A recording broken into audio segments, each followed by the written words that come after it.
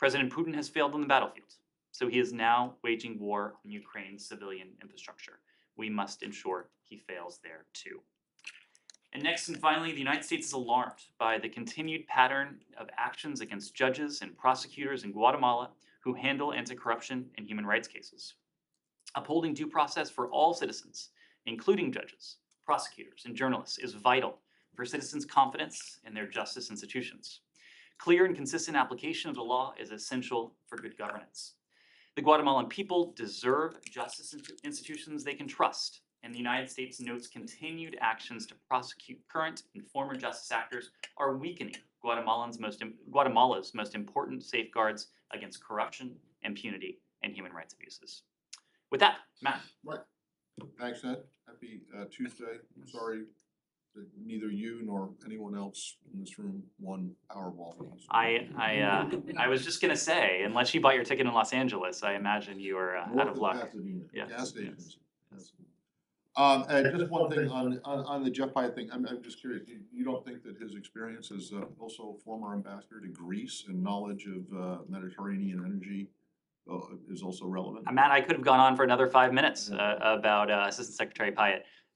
But yes, he is uniquely qualified, as we said, for a number of reasons. Yeah, I want to start with something that we haven't talked about, or at least we didn't talk about yesterday, and it's kind of fallen off the radar just a tiny bit. And I just want to know what the latest is, if anything, there is on Haiti and the effort to get a multinational presence in there. Well, Matt, as you know, we've been working when it comes to the challenges the Haitian people are facing for a number of weeks now. You raised one component of that. I hope that in focusing on that component, the other elements of our work are not overlooked. This is the work to hold accountable those who are responsible for some of the conditions, the humanitarian emergency that the Haitian people have faced. The United States government has levied sanctions against some of these actors. The UN Security Council issued sanctions against some of these actors. We have been working, as we have for since the start of this administration and over the course of successive administrations, to enhance the capabilities of the Haitian state, Haitian institutions, including the Haitian National Police. A number of weeks ago, in October now, the United States and Canada delivered much needed supplies to the Haitian National Police, even in recent hours. Over the past couple days, you've seen those supplies put to good use by Haitian authorities in breaking the blockade that had been effectively instituted against the port, allowing fuel to once again flow to those who need it most.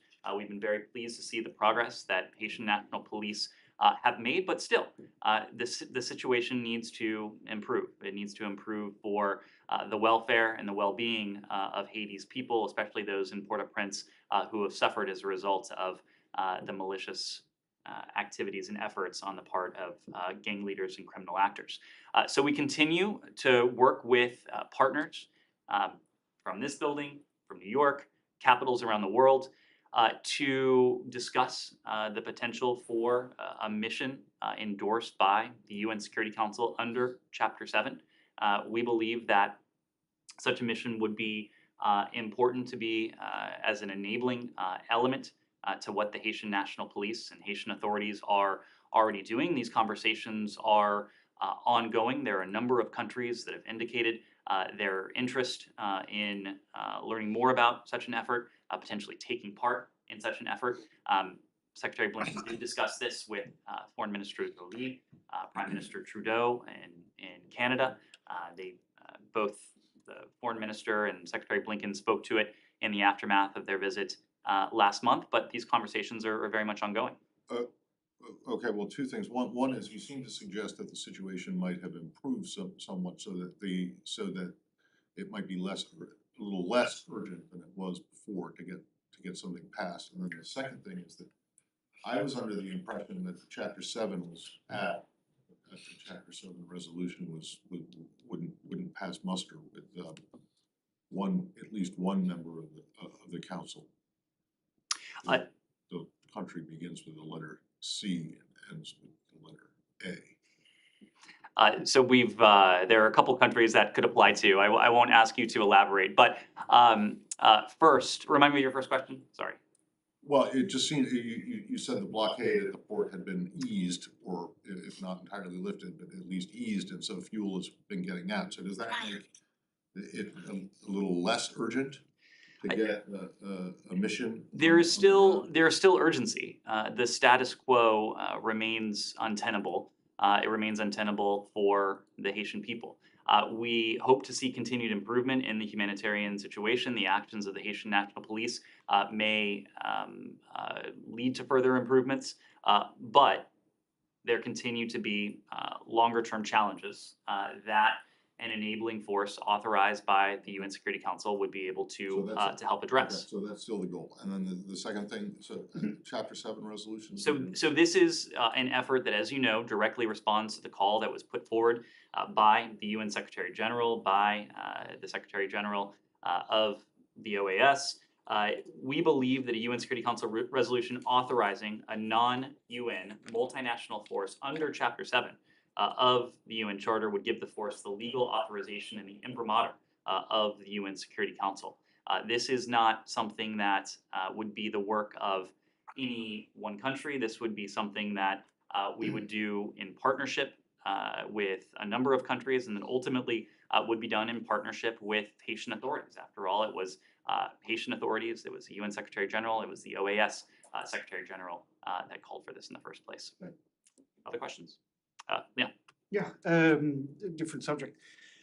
This is not a trick question at all. The OSCE is in town, the observers, and to observe the election here. And every day at this podium, you call on different countries over the world to have and hold free and fair elections. So my question to you is, as a State Department spokesperson, is do you consider that there are free and fair elections in the United States, given that there are concerns with how it's run, given that a lot of people contest the results, as you know, and are you concerned about the image that it gives of the United States, that it has been giving over the years to fellow countries over the world? So a couple things on that. First of all, I'm not going to render an assessment on elections in this country. It's just not part of our remit here in the Department of State. But I'll make a couple points. Number one, you made an allusion to the OSCE monitors. I think that in itself is important because we believe in transparency. We believe that we need to model the behavior that we hope and expect to see from fellow democracies around the world by regularly inviting OSCE monitors to be present for our elections, whether it's a midterm year, whether it's a presidential cycle. We demonstrate that we are committed to the principle of transparency. We're committed to walking the walk when it comes to what we call for around the world. Election officials in this country here will speak to the processes that unfold over the course of the day. I'll leave that to them. I imagine, as they always do, the OSCE will render their own report on this. One of the strengths of our democracy is the fact that we acknowledge our challenges. We have never attempted to sweep our challenges, any shortcomings we might have, under the rug. And that's because there is something uniquely American in our belief that our democracy is not perfect, it never will be perfect. It is very much a work in progress. It is very much something that we are striving to continually improve. It's unfinished. It will always remain unfinished. So, of course, you've heard Secretary Blinken speak about some of the challenges we've had in our own country. We don't see that as a weakness around the world. In fact, our ability to acknowledge openly and honestly and candidly with countries around the world that we too have our challenges, and rather than sweep them under the rug, we acknowledge them. The President of the United States, on a couple of instances over the past couple of months, has given primetime addresses referencing some of those challenges.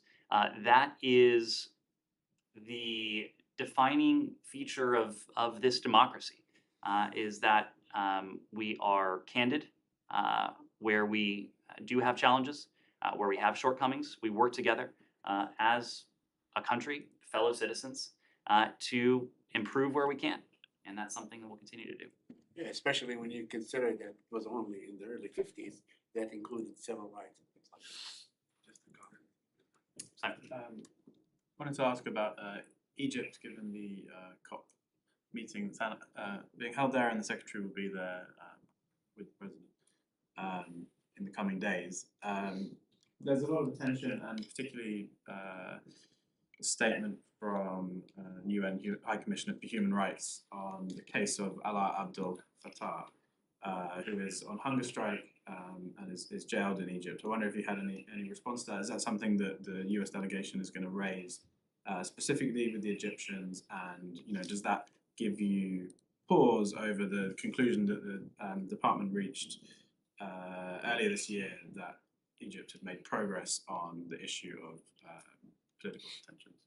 So a couple things on this. So broadly, since taking office, this administration, including at the highest levels, President Biden, Secretary Blinken, we have underscored that the U.S.-Egypt relationship is stronger. It is strengthened when there is tangible progress on human rights. To that end, we've welcomed the releases and pardons of political prisoners over the past few months, and we've been clear that we support further releases of all Egyptian human rights defenders, journalists, lawyers, and others who remain detained for peacefully exercising their universal rights, freedom of expression, freedom of association, to name just two. That includes pardoning and releasing Alaa Abdel Fattah, his co-defendants Mohammed al-Bakr and Mohammed Oxygen Ibrahim, among many others. We have followed, when it comes to Mr. Abdel Fattah, his case very closely since even before his conviction last December by an Egyptian emergency court. And we've raised his case and his continued detention repeatedly and at all levels with the government of Egypt. We, as are so many around the world, are seriously concerned about Mr. Abdel Fattah's health, especially given the length of his hunger strike and reports that he is now forgoing even water over the past several days. As you know, the President and the Secretary will be off to Sharm el-Sheikh for COP27 later this week. President Biden will meet with President Sisi on Friday as the host of the COP. Of course, not going to get into the contents of a meeting that has yet to occur, but President Biden himself has said that when he meets with foreign leaders, human rights is always on the agenda, and that as president, he will never remain silent on the issue. I can tell you that in the senior interactions that individuals in this building have had with their Egyptian counterparts, including when Secretary Blinken was in Cairo last May, in May of 2021, had a lengthy meeting with President Sisi. Human rights was a prominent feature in that discussion as well. That includes the issue broadly, but to some of the issues we talked about just now, it also includes specific cases. And we've been clear with the Egyptian government regarding cases where we would like to see improvement, cases where we would like to see individuals released or pardoned, and that includes in the case of Mr. Abdel Fattah and his co-defendants. Is there, going forward, would you tie military aid, some of the military aid specifically to that case, or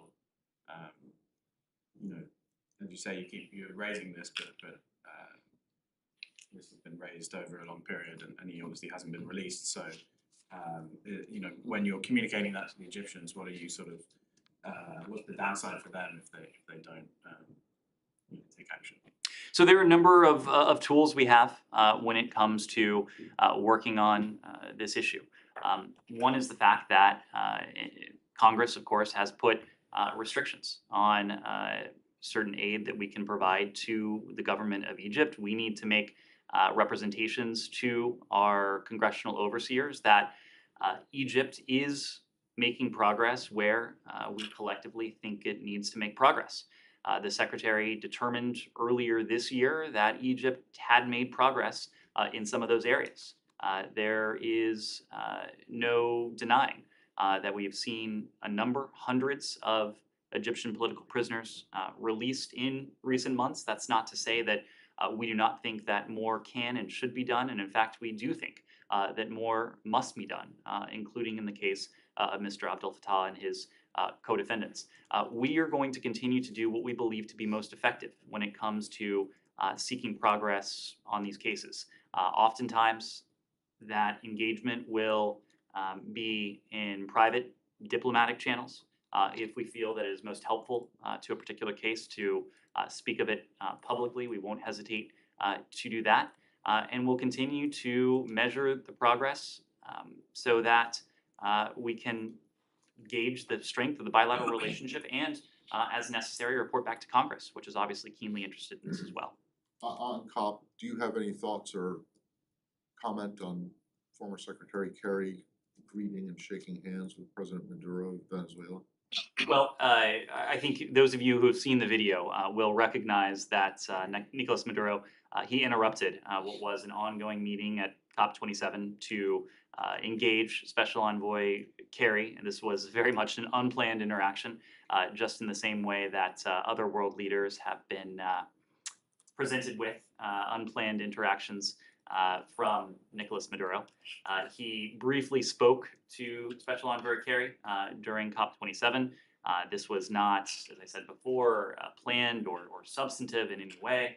Maduro has, unfortunately, as it pertains to COP, overseen a period of significant environmental degradation and destruction of the Amazon through deforestation, through oil spills and illegal mining. And we believe it's in the interest of the entire region that such activities come to an end. But as far as that conversation goes, it was unplanned. It was non-substantive as well. Okay, so former Secretary Kerry was caught by surprise, and he was basically just being polite. He was caught by surprise. I understand that Nicolas Maduro has done this to a number of world leaders. This was certainly not an interaction that was jump out. that was planned. Who else has he done this? I'm not going to put a spotlight on his other interactions, but you can check out some of the video that's available on social media. Alex. Thank you, Ned. A couple of questions, but let me start with Azerbaijan and Armenia in case there's no another opportunity on this one. I've seen the readout, actually it's open right here in front of me, that you put together this morning. Actually, I was surprised by the length. I think shortness is the right word to put that, of the statement. Your statements about, Secretary's phone calls with the ministers contain more words. This is like 60 words long. How do you want us to read the fact that you have close to nothing to say about the results of the meeting? So let me say a couple things on this first, Alex, just to make sure we have the same context. I think it's important to note first that following Secretary Blinken's meeting with his two counterparts, his Armenian and his Azerbaijani counterpart yesterday, the two countries issued a joint statement. That statement, their statement, I will point out that it is longer than our readout. It's available on the Armenian and the Azerbaijani government websites. Now, we don't try to make too much of joint statements, but a joint statement in the context of these two countries is something to take note of. It's a very positive sign that these two countries could agree to not only issue a joint statement, but to agree on the substance behind it. In the meeting, the foreign ministers agreed to expedite their negotiations and to organize another meeting in the coming weeks. They expressed their appreciation to Secretary Blinken, to the U.S. side for organizing the discussions yesterday. I should note that Secretary Blinken was involved in the discussions yesterday, but there were opportunities throughout the course of the day for the two sides to meet and to attempt to bridge their differences, in some cases without the United States as an active participant. We remain committed to promoting a peaceful future for the South Caucasus region. We believe that continued direct dialogue is key to resolving issues and to reaching a lasting peace. I think going back to your original question, our role in this has been one of facilitator. We provided over the course of the day yesterday a space, Blair House in this case, for the two countries to come together, just as we did in New York a few weeks ago in late September. But this is not an agreement that the United States is attempting to or seeking to or even can impose on the two sides. What we are doing is trying to create a space and an opportunity for the two sides to come together, to identify their differences, of which there are many, and to attempt to bridge them. And I think there was yesterday was positive in that the two sides met. They surfaced many of their areas of disagreement. At the end of the day, they were able to agree on a joint statement. They were able to agree to continue meeting and engaging in direct dialogue and diplomacy in the weeks that follow. That to us is quite important. But it is not for us to prescribe what this lasting comprehensive peace between the two countries might look like. We are not presenting them with a document that is ready to sign. We are doing everything we can to help enable the diplomacy that they themselves will need to undertake. And this is not unlike our approach to a number of challenges around the world where we've demonstrated the viability and the effectiveness of this model. The historic agreement that was reached between Israel and Lebanon just a couple of weeks ago. The United States played the role of facilitator, played the role of mediator, but of course we weren't dictating the terms. What's happening in Nairobi right now, what was happening in Pretoria last week with Special Envoy Hammer, engaging with the Ethiopian parties, working as an observer to the talks, and helping the talks along where we could. What we've done in Yemen, what we've done with a number of conflicts and challenges around the globe. It is not for us to prescribe, to dictate the terms of any peace agreement, of any accord, of any deal not involving the United States, but it is incumbent on the United States to use the leverage and the authority, the good offices that we have, the expertise and the experience that we have in this building and throughout this government to try and help these processes along. We think yesterday with Armenia and Azerbaijan was an opportunity to do that, and we think the results are quite positive. In his opening statement, the Secretary was talking about real steps, courageous steps. Can you please help us put that into context? What exactly was he talking about? Well, the fact that the two parties have continued to engage, that itself is a real step. That is actually a step that we hope in the coming weeks will continue to allow the parties to build on the momentum that they've been able to sustain since the outbreak of hostilities. There have, of course, been setbacks, but we believe that if they continue down the path of dialogue and diplomacy, they'll be able to build on that momentum. They'll be able to build confidence between them, trust between them, and we will do everything we can to support those processes so that they're able to reach that comprehensive and lasting And peace. based on what the Secretary heard from his counterparts, is it his hope or belief that the sides are in fact ready to sign the peace contract by the end of the year? We will leave that to the parties. This is a decision that they are going to have to make. I think as you read from their joint statement, the ministers used the opportunity yesterday to share views on elements of a possible peace treaty, and they acknowledge that there are a range of issues that needed to be addressed, but they agreed to expedite their negotiations and organize another meeting in the coming weeks. We will do everything we can to see to it that they are able to make progress towards that comprehensive and lasting peace as quickly as possible, ultimately leading to a comprehensive and lasting peace. Said. Thank you. On the Palestinian issue, a couple of quick ones. The Israeli army declared that Hebron, home of a well-known Palestinian activist, Asa Amro, declared a military post, whatever, because he complained about the settlement. I wonder if you have any comment on that. He also faces possible deportation or imprisonment. Said, we continue to make clear with both the government of Israel and the Palestinian Authority that members of civil society must be in a position to carry out their important work. We urge the full respect for human rights and fundamental freedoms in Israel and the West Bank and Gaza. And as we said many times before, we believe the Palestinians and Israelis alike deserve equal measure of security, of prosperity, freedom, of dignity. We're deeply concerned by the deteriorating security situation in the West Bank. We call on the parties to do everything they can to de-escalate the situation, return to a period of calm. We know this would be in the interests of Palestinians, it would be in the interests of Israelis, it would be in the interest of the region. I'll just say that Issa Amro is someone many of us know. The Secretary had an opportunity to meet him when we were in the West Bank in May of 2021. I'd had an opportunity to meet him before that.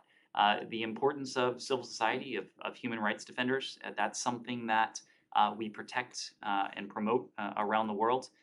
West Bank, Gaza, Israel, it's no different. So would you call on the Israelis to vacate Mr. Hamra's home and return it to him Again, as a military post? Israel, of course, faces very real and acute security challenges and security threats. We've been we've been reminded of that even in recent days. We think, and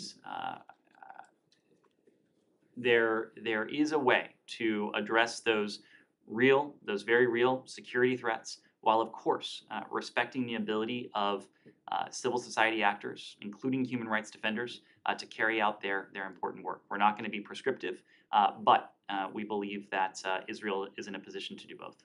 Yeah, let me ask you on your statement last Friday on the IHRA. You said that the recent report by the UN Special Rapporteur on contemporary forms of racism misrepresented the IHRA working definition of anti-Semitism.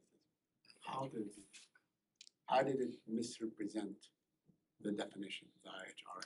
Well, the IHRA definition is a public definition. That's actually the great effectiveness of it. It's a definition that is available to the world. It's a definition that the United States has adopted as a working definition of anti-Semitism going back years now. It helpfully provides examples of what anti-Semitism could look like, illustrative examples of how anti-Semitism can rear its ugly head around the world, and unfortunately how it's reared its ugly head around the world in far too many instances, including in far too many recent instances. So I'm not going to parse the statement that we saw emanate from the UN official compared to the IHRA definition. The good news is that the definition is available for all to see, as is the statement in question. So you believe that this definition, as it is, will stem the rise of anti-Semitism everywhere. It will not jeopardize the Palestinians or Palestinian activists or supporters of the Palestinians to work on behalf of the Palestinian cause. It's an important tool, especially in boycott. It is an important tool to help policymakers, to help civil society, to help private sector actors determine what ultimately is and what may not be anti-Semitic language or activity.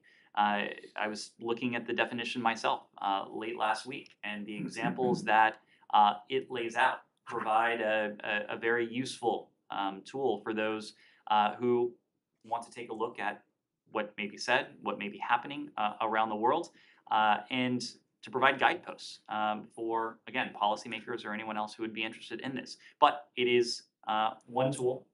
It's a tool that the United States government has used.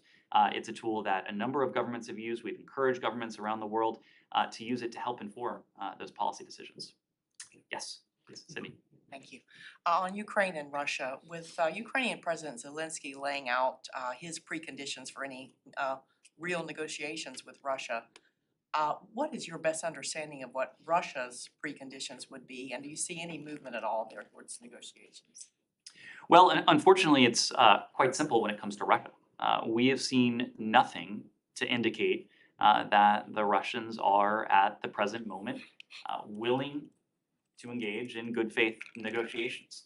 There would be a number of ways the Russians could signal their willingness, their ability to engage in dialogue and diplomacy, good faith dialogue and diplomacy with Ukraine. One would be to stop the bombing of civilian targets, to stop pursuing infrastructure, to stop pursuing heating, water, electricity for the people of Ukraine. Another would be to stop with what appears to be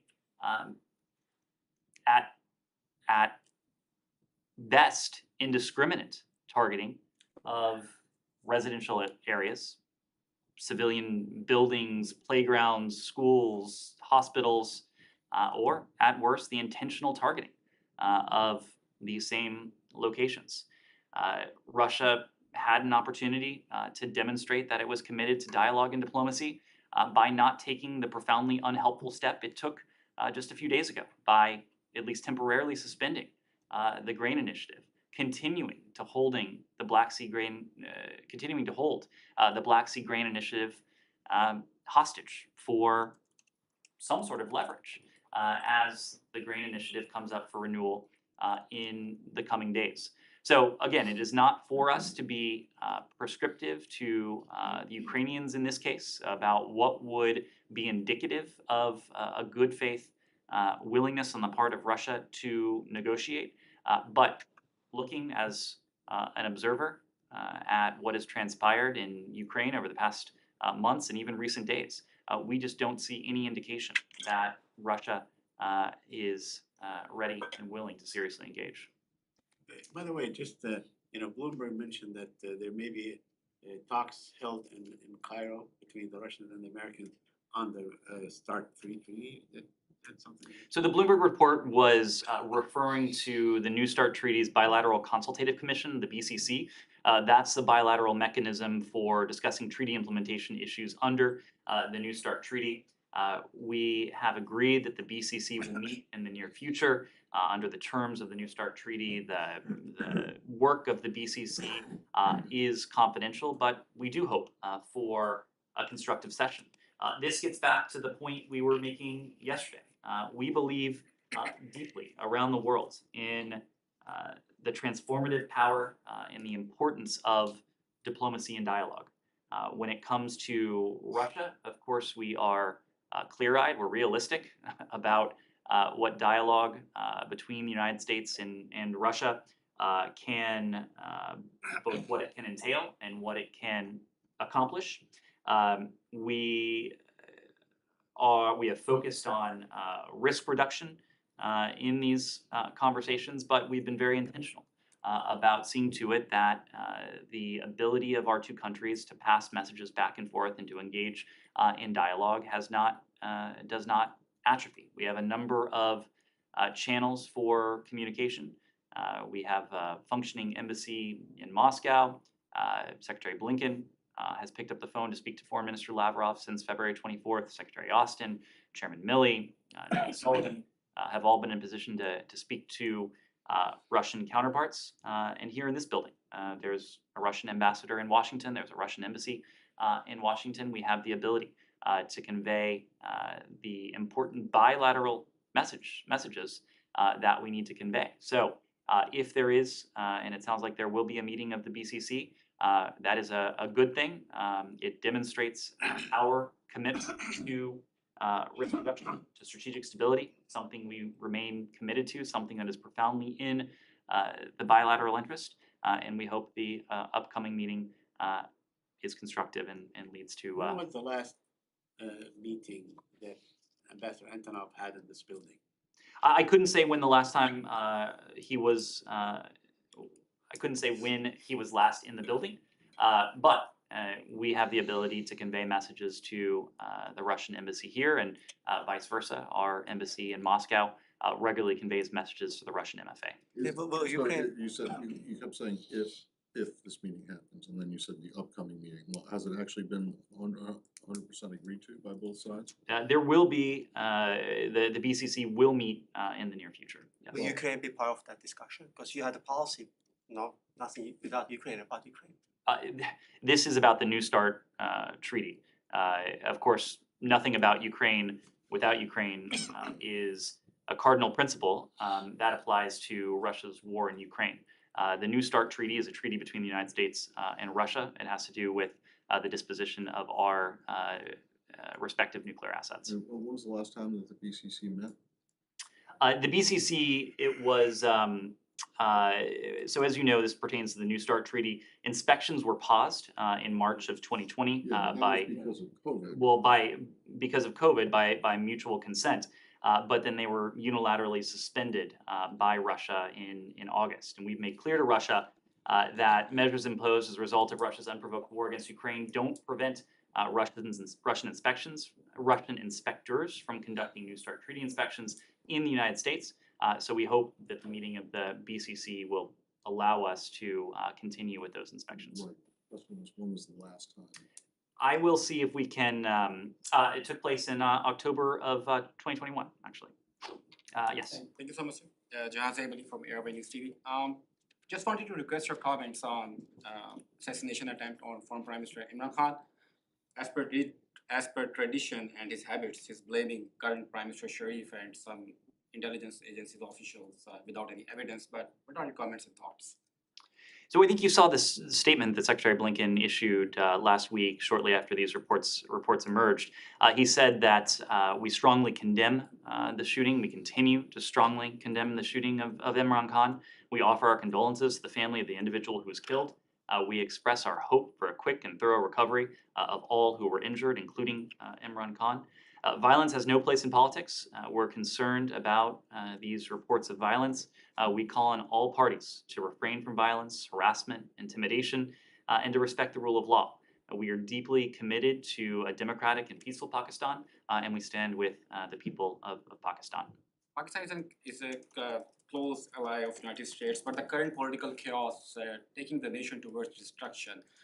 What would you like to say to the heads of the political parties and the military leadership to calm down the situation? Well, precisely the message that the Secretary relayed last week and that I reiterated just now. Violence has no place in politics. We are concerned about what has happened in Pakistan in recent days. All parties should never resort to violence. They should express their disagreements peacefully, employing universal rights, freedom of expression, freedom of assembly, but violence is never the answer. We're deeply committed to Pakistan, which has a long history and democratic identity. We stand with the people of Pakistan. So we talked about the media freedom recently, but right now criminal cases are being registered against CEO and owner of Airway News Salman Iqbal. According to his close associates, current Pakistani government, with the help of some military officials, are behind it and try to involve him in the murder of senior journalist Arshad Sharif. So owner of Airway is not able to go to Pakistan due to threats. We talked about media freedom many times, but things are getting worse. Would you like to say something about that? We routinely raise our concerns about press freedom to all stakeholders around the world. We do that as a matter of course in Pakistan. We'll continue to have those conversations with Pakistani authorities. A free press, informed citizenry, they're key for any nation and its democratic future. It's key in Pakistan, it's key around the world. So one last question. Indian Foreign Minister is visiting Moscow very soon. And as you know that India is becoming the largest Russian oil customer after China, and expanding their trade ties. Recently, U.S. Treasury Secretary was in India to talk about this or these things. In your opinion, why United States is not able to convince India to stay away from Russia in these difficult hours? So a couple things on that. We've had a number of high-level engagements with our Indian counterparts in recent weeks and recent months. Just yesterday, Deputy Secretary Sherman met with Indian Foreign Secretary Quatra and had a wide-ranging discussion about the U.S.-India relationship. Secretary Blinken met with Foreign Minister Jaishankar here in this building just a couple of months ago, and there have been a number of conversations in between. The messages we heard from Foreign Minister Jaishankar in Russia were not dissimilar in some ways from what we heard from Prime Minister Modi at the UN when he made very clear that this is not an era of war. India again reaffirmed that it stands against this war, that it wants to see dialogue, it wants to see diplomacy, it wants to see an end to this needless bloodshed that Russia is responsible for inside of Ukraine. It's important that the Russians hear that message from countries around the world. It's especially important that the Russians hear that message from countries like India that are neighbors, that have economic, diplomatic, social, and political might. And that's precisely the message that Foreign Minister Jaishankar delivered. When it comes to India's relationship with Russia, we've consistently made the point that it's a relationship that developed and was cemented over the course of decades. Really came to be during the Cold War, at a time when the United States was not in a position to be an economic partner, a security partner, a military partner to India.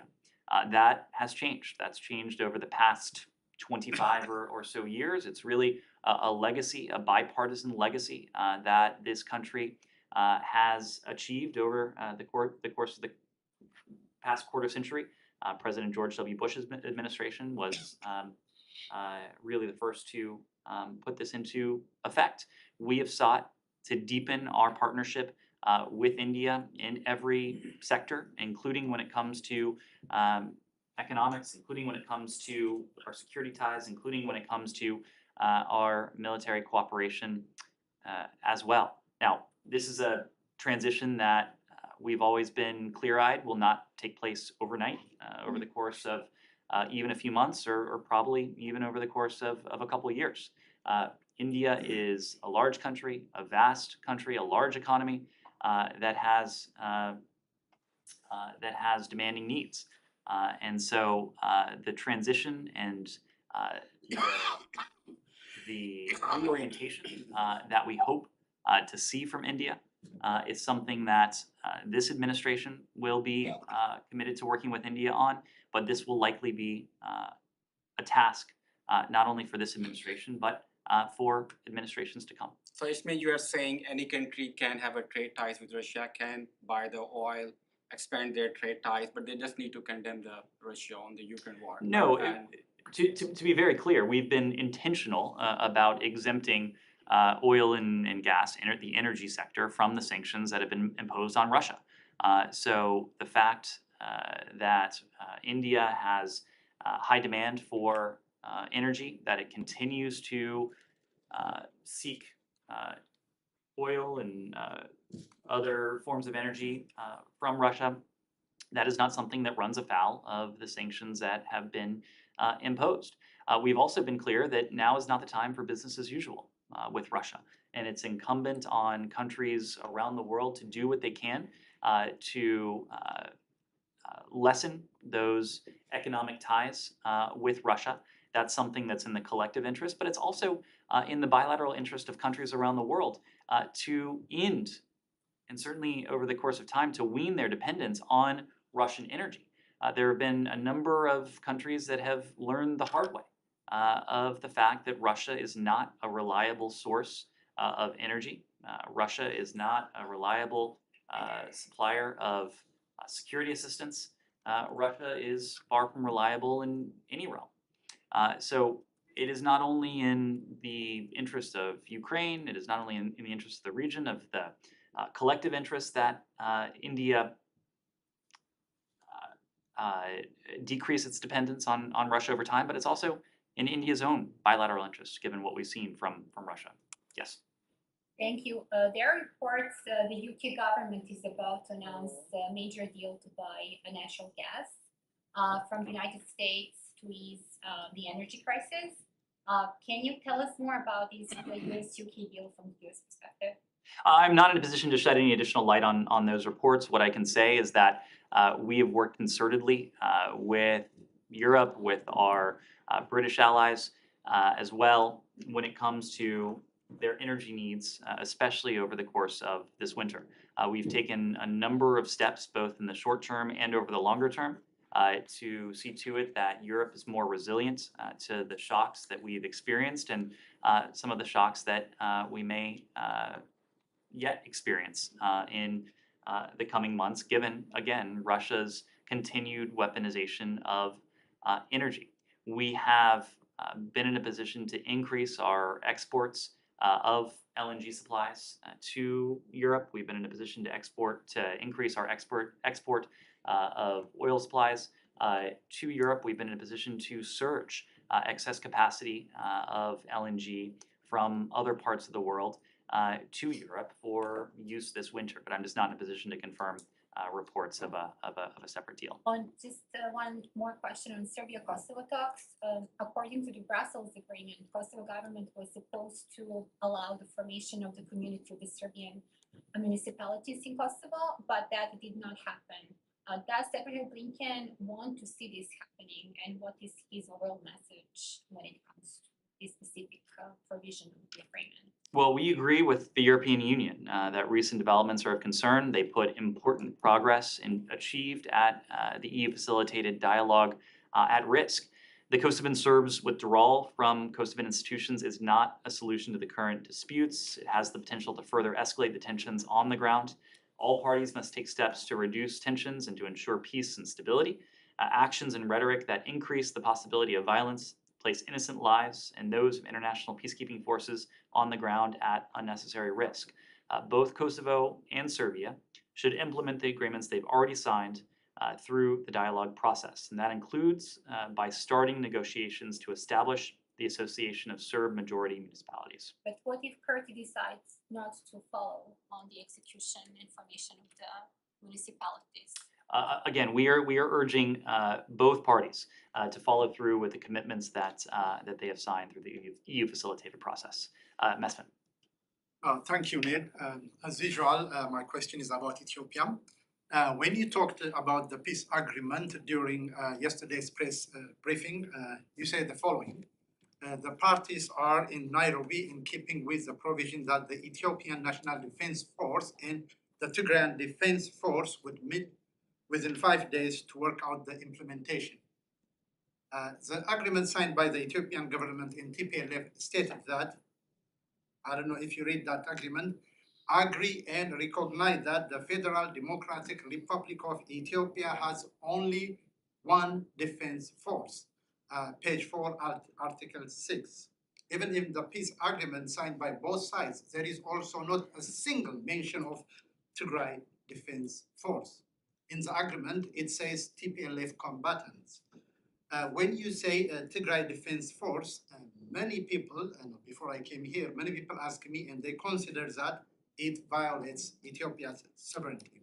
And then, many Ethiopians and Ethiopian Americans are asking you, why did you choose to say the Tigray Defense Force instead of TPLF or TPLF combatants or fighters or rebels? What's your response to them?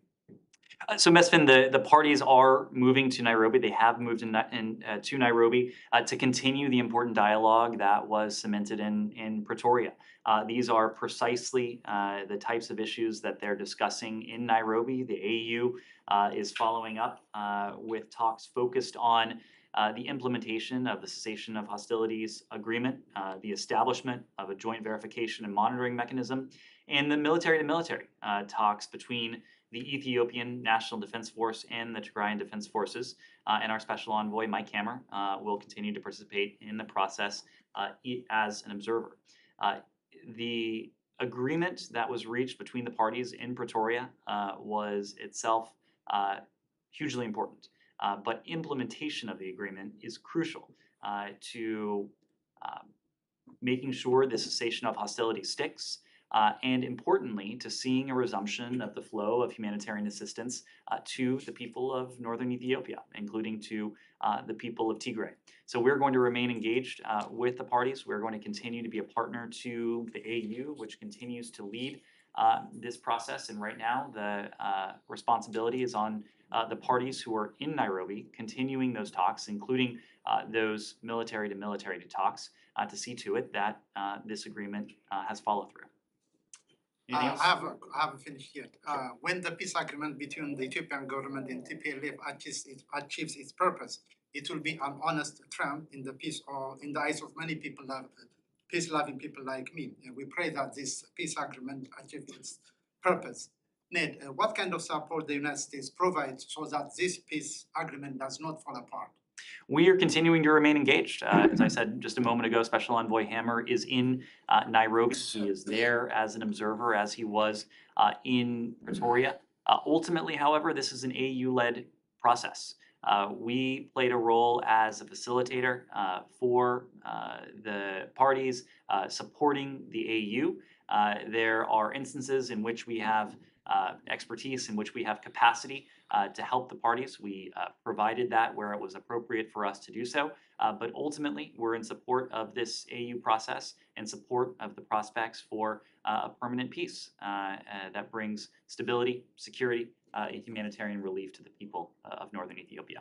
Thank you, Ned. But if you have time, I have also unplanned interaction with Secretary Blinken at the White House, which is a good one. If you give me permission, I will say it later. But continue. Great. Thank you. Thank you. Lori, please.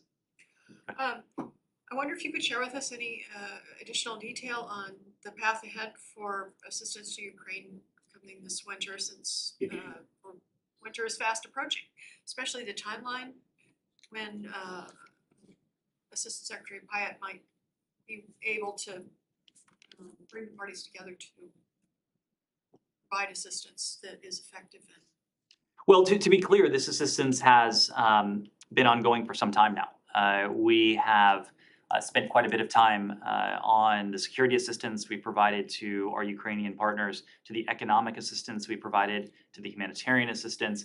But what we've been able to provide in terms of infrastructure, that's something that has been ongoing for some time, and it's something where we intend to intensify our efforts.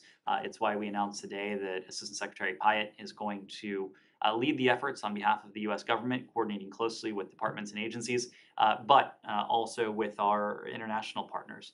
You may have seen that at the conclusion of the G7 ministerial last week in Munster, Germany, the G7 established a coordination mechanism to help Ukraine repair, restore, defend its critical energy and water infrastructure.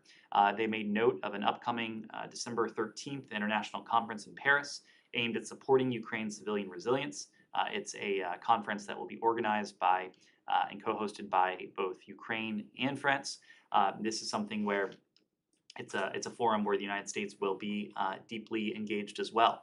But as we intensify these efforts, there are a number of steps that need to be taken. We need to survey what exactly it is, working closely with our Ukrainian partners, the needs they have to determine how best we can assist them.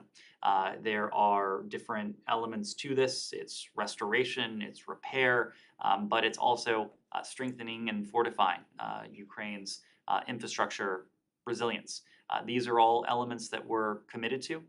We're going to coordinate closely with the G7, but also partners around the world to see to it that we can optimize that delivery of assistance for Ukraine's infrastructure and energy needs. Any other? Two follow-ups. One is, you said in your opening statement that Putin has failed in battlefield and now he's waging a war on energy infrastructure, and we're gonna make sure that he fails there too. Can you give us a little more on that? So in the short term, what are you gonna do to make him fail faster? Well, we are going to continue to carry out the approach that has really been at the heart of our efforts since even before President Putin ordered his forces into Ukraine. It has been really a strategy that's been twofold when it comes to Ukraine and Russia. One is to provide Ukraine with the assistance that it needs to defend itself. That's the security assistance, but also the assistance that it needs to ensure that its people are resilient. That's the economic assistance. That's the humanitarian assistance. That's the direct budgetary support that is part of that as well. We are also going to continue down the path that we set forward very clearly prior to February 24th. That's the path of severe costs and consequences for Russia.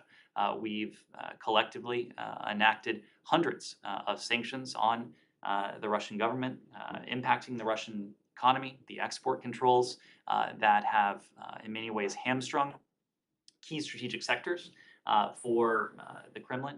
We've seen the Kremlin have to resort to partners with whom it has previously not had the type of relationship it's seeking out now. That includes with Iran. That includes with the DPRK. So I think we're seeing across the board the costs, the consequences of this strategy, and we're seeing the ways in which it is helping our Ukrainian partners be effective in their efforts to defend their country, to defend their territory, to defend their democracy. Thank you. Last one, this Go one. ahead. Can you just We need to move on, Alex. Thanks. Matt? Before I get to two Americans detained overseas, I wanted just to ask you if you, real quickly, if you had any thoughts or comments on these comments allegedly made by the Qatar's World Cup ambassador about homosexuality being damage in the mind. Have you noticed those? Do you have anything to say about that? I have noticed those. Of course, we have a strategic partnership with Qatar. We have a relationship with Qatar that allows us to discuss our areas of mutual interest, but it also allows us to discuss what is important to the United States and values of tolerance, of diversity, of respecting all people, regardless of who they are or whom they love. These are the types of discussions that we're in a position to have with our Qatari partners. Obviously, those comments, were of great concern, and I suspect we'll be addressing that directly. Okay, so you're saying that if, for instance, there was a meeting between senior Qatari and U.S. officials in the coming days or weeks or month, this would be a topic that would be raised? These comments specifically? We regularly engage our Qatari partners, including when it comes to issues of human rights. So we take advantage of every appropriate opportunity we have to do that. Okay, staying on human rights, are you familiar with this case of an American woman who was just arrested and detained yesterday in Saudi Arabia, Carly Morris? I am, yes. Do you have anything to say? We're aware of the reports that Ms. Morris has been detained. Of course, the safety, the welfare of U.S. citizens overseas is the highest priority we have at the Department of State. We take our role in assisting U.S. citizens abroad extremely seriously. Whenever a person is detained abroad, we seek immediate access to visit the individual, to aid him or her with all appropriate consular assistance. Our embassy in Riyadh is very engaged on this case. They're following the situation very closely. Okay, well, so does that mean that the Saudis notified you that they had detained her? We're aware of this case. I'm just not going to speak to the. Okay, have you been able to has any consular officer been able to meet with her? This was a case that has just come to my attention in the past few hours. If we have an update to provide, we'll do that. And then I wanted to follow up on my questions yesterday about Terry Sang in Cambodia, and to just ask you if there has been a change in the determination, or if you're making a semantic argument that unjustly detained is not the same thing as wrongfully detained under the terms of the law. Sure. No, Matt, there has been no change in our determination or the way in which we are prioritizing this case. This case, of course, is a priority for us. I do appreciate the opportunity to make clear just how deeply concerned we are by the mass conviction in June of this year of opposition activists in Cambodia, including Terry Sang, who was convicted along with this group. The sentencing of these opposition activists, many of whom are associated with the now disbanded Cambodia National Rescue Party, is the latest instance in an alarming pattern of threats, of intimidation, of persecution of opposition political leaders and parties. These actions undermine multi-party democracy and the rule of law. We believe that all Cambodians should be in a position to exercise their human rights, to express their views freely, to assemble peacefully, to choose their leaders, and we call on Cambodian authorities to release all those unjustly detained, including Terry Sang, and to protect freedoms of expression, association, and peaceful assembly, consistent with Cambodia's constitution and its international obligations and commitments. We stand with the Cambodian people. We are steadfast in support of their aspirations for greater democracy and human rights. Right, but you're making a distinction between unjustly detained, which you just repeated there, and wrongfully detained, right? You know, we could spend quite a while on the semantics. I just want to know if you think that there's I'm not the one. Look, wrongfully detained means that her case would be transferred to SPIHA office, right? And this is slightly differently or differently than the case, just an average case of an American detained abroad. This is a matter that you're referring to of where something is handled internally deep within our bureaucracy. What matters most is that we have called for her release. We have called for all of those to be released who are unjustly held as political prisoners in Cambodia, around the world. We call for the release of political prisoners, those who are unjustly held on political grounds in countries around the world. When it comes to how we characterize any particular case, this is one of the areas where we have an obligation to follow the law. There is the Robert Levinson legislation. It's legislation that spells out a number of criteria that any particular case would need to satisfy if we are to make the formal determination that someone is wrongfully detained. What happens in such cases is that our special presidential envoy for hostage affairs would then be responsible for that case. In this case, we have called Secretary, we have called her unjustly detained. We believe she should be released, as should all of those human rights defenders and activists who were sentenced and convicted alongside her. Okay, well, I can't understand if she is an unjustly detained political prisoner and an American citizen, why does that not meet the criteria for Spihat to take over? What I can tell you, Matt, is that we look at the totality of circumstances of any particular case, and we marry the facts relevant to any particular case with the criteria that is spelled out by Congress in the Levinson legislation. We never close the book on any particular. What criteria does she not meet? Matt, I'm just not going to litigate publicly the particulars of an American citizen's case. This is something we take a close look at privately. This is something that we're always looking at. We never close the book when it comes to a wrongful detainee determination. If information emerges, new information emerges, or if information is portrayed in a different light, we of course will look closely at that. But what I can tell you, what is most important to this case is that it is a priority for us. Secretary Blinken raised it with Hun Sen when we were there in August. We have called for the release of Sung Terry and for all of those who were convicted alongside of her. The problem with your answer, though, is that it leaves the door open for people to get the impression that you think that there might be some legitimacy behind either her detention or her prison sentence, or her transfer up to a prison in the very remote north of the country. We are making very clear. Do you think that there's anything legitimate about We are being very clear in calling for the release of all of the human rights defenders and activists that were sentenced alongside of her, including the release of Sung Terry. Yeah, but she's an American citizen, and you said every day you get up here and say that your number one priority is the safety and welfare of Americans overseas.